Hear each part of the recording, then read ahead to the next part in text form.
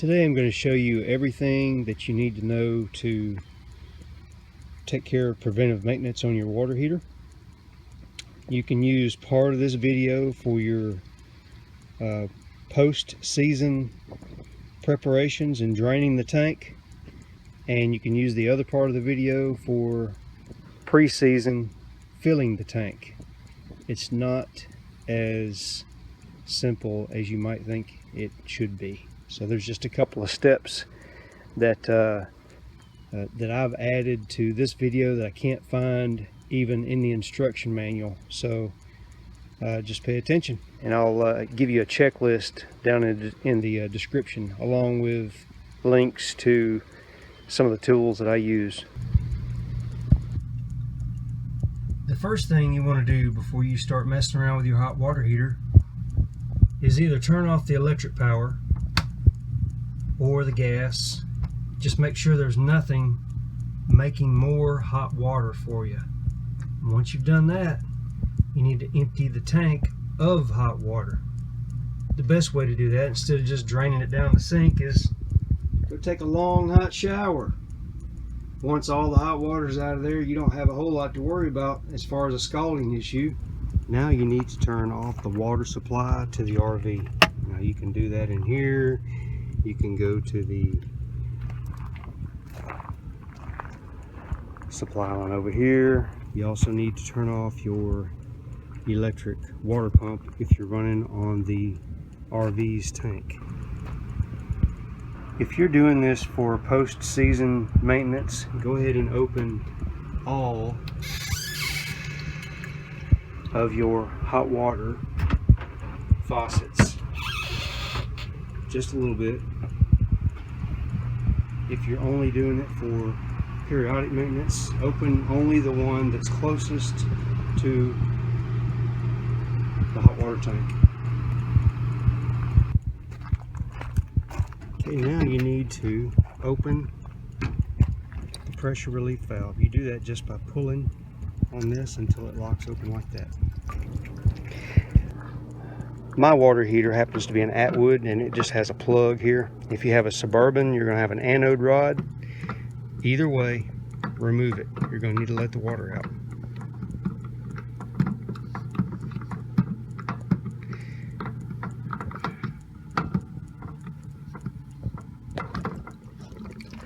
Stand back because it's going to come out quickly. There you go. Let that completely drain out. Now at this point, you can either use the flushing wand, which is just a tube that goes up inside the hole. It has a nozzle on it with a crook, and water comes out of it, and you can rotate it and get all the inside of the tank free of debris. What I just choose to use is leave the plug out and turn on the water supply and let the water agitate the debris in the bottom. It'll come out. If you have a debris problem in your tank, you're getting ready to see it now.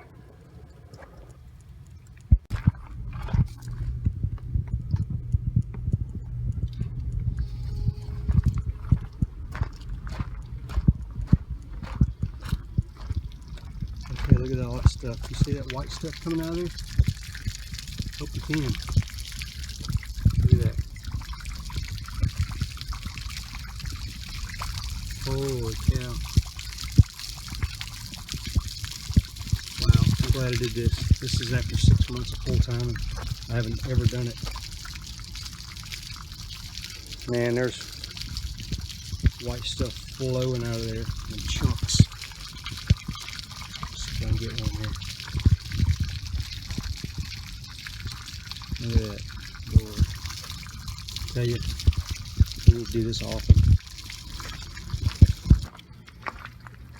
You want this water to run clear. What you're going to probably see is a kind of a milky white substance, along with some white chunks that are coming out of your water heater. See, there's one right there. Just let it run.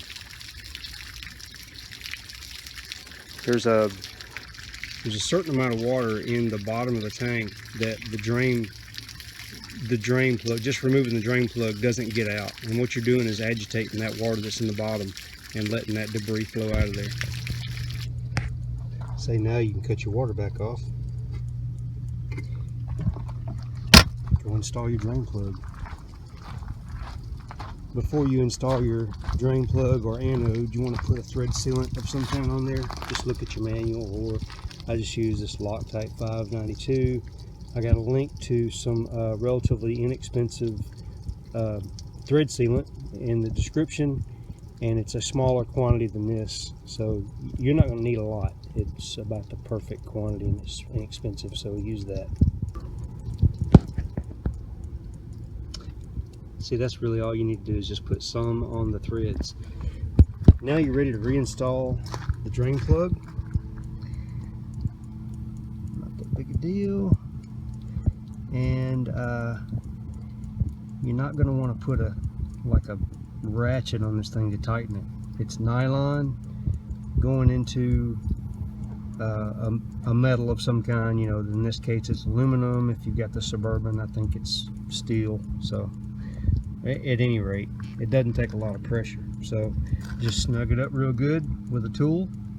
If you are doing this for post-season, you're done for the year, you're done. The tank is as empty as you can get it and as clean as you can get it, and all the power is off and everything, so you've done what you can do.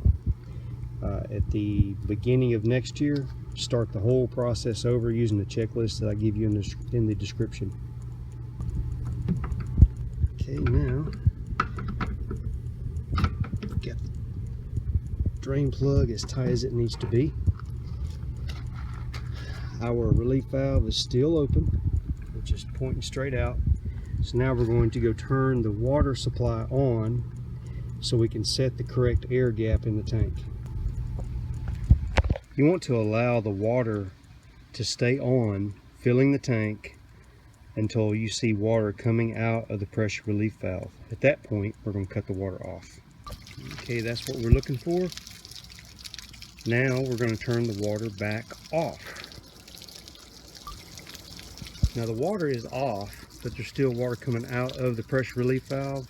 When that water stops coming out of that pressure relief valve, we're going to close the valve. That sets your air gap in the top of the tank.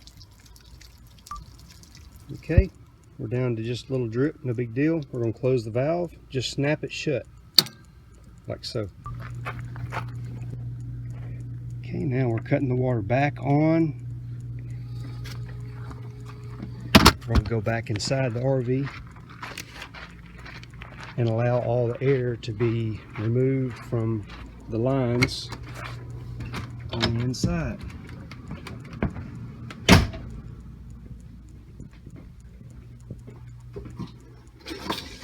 You get all this air.